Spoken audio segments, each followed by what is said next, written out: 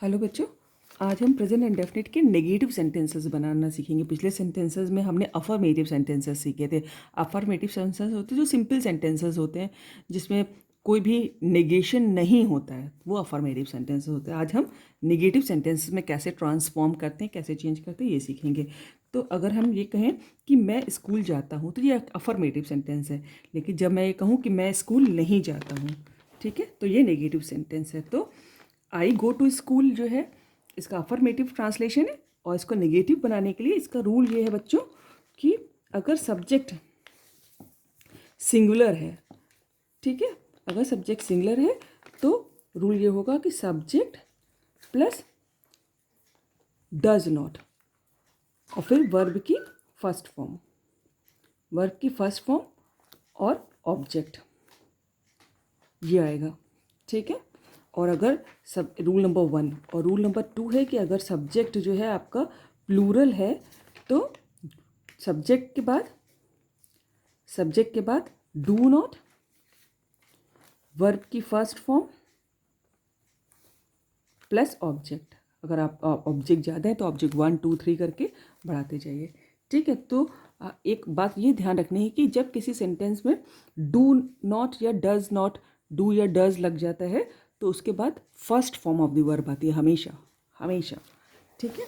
तो अब हमें ये मालूम है आई गो टू स्कूल है, तो अगर हमसे कहा जाए इसको नेगेटिव में ट्रांसफॉर्म कीजिए तो हमको मालूम है कि आई यू वी द प्लूरल होते हैं। तो यानी कि इसके साथ क्या आएगा, डू नॉट वाला आएगा। सब्जेक्ट प्लूरल है, देख रहे हैं, प्लूरल है तो डू नॉट वाला आएगा। तो आई डू नॉट, फिर वर्ब की फर्स्ट फॉर्म गो, गो के बाद हमेशा प्रपोजिशन टू आता है, to school, I do not go to school, ठीक है, simple, I do not go to school. अब देखिए, वह एक पुस्तक नहीं पढ़ता है, वह एक पुस्तक नहीं पढ़ता है। अगर हमने ये नेगेटिव बना दिया कि तो ही रीड्स अ बुक तो अफर्मेटिव है, लेकिन अगर ये सब्जेक्ट सिंगुलर है तो सिंगुलर के संग रूल क्या है कि डज नॉट आता है, तो ही डज नॉट। और जब भी डज आ जाता है एज ए लिंकिंग वर्ब तो हमेशा first form of the verb आती है, he does not read a book, ठीक है।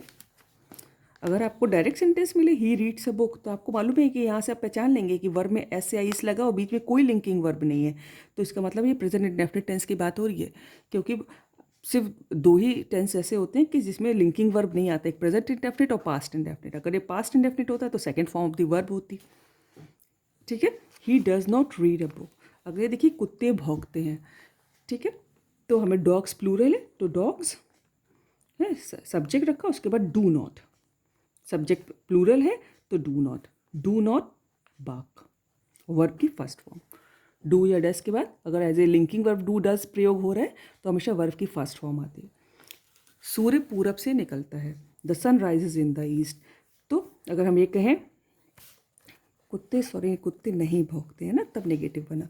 सूर्य पूरब से नहीं निकलता, अगर हम ये कहें नहीं निकलता है तो the sun rises in the east, तो इसका अफर्मेटिव है, लेकिन इसको नेगेटिव में द सन, अब सन सिंगुलर है तो the sun does not rise हो जाएगा, फिर है ना, सिर्फ वर्ब की first form, does not rise in the east. ये थोड़ा सा कॉम्प्लिकेटेड है, बाकी 12 टेंसेज में थोड़ा सा बस ध्यान देने की, अगर सब्जेक्ट प्लूरल है तो डू नॉट, अगर सब्जेक्ट सिंगुलर है तो डज नॉट, बस इतना याद रखना है।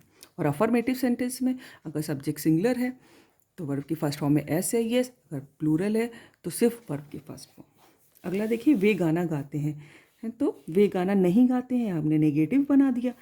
तो दे प्लूरल है तो दे प्लूरल होता है तो उसके साथ do not, they do not sing a song, है ना। डू या डस के बाद हमेशा वर्ब की first form. Thank you. So practice it regularly, try to get the concept. Thank you so much.